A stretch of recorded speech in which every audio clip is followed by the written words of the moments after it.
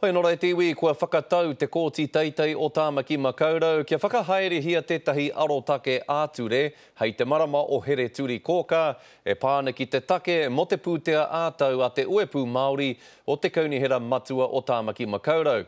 No te rangi nei, i tai atu ai te take mo te pūtea ātau ki te kōti teitei, toru ira kati wha miliona tāra te rahi o te pūtea i whakaritea mā te uepu Māori e te taritahua o te kaunihera.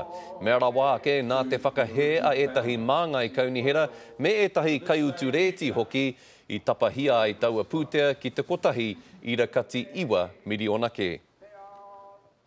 Nā, koe nei te huritau kotahi rau o te runanga matua mō ngā wāhine o te ao. E hari te mea, he whakanui anake i te rautau, te ngako o te kauhau a te minita i ngā take wāhine a he kia parata ki te whakaminenga wāhine i tā rātou hui parakuihi i te ata nei.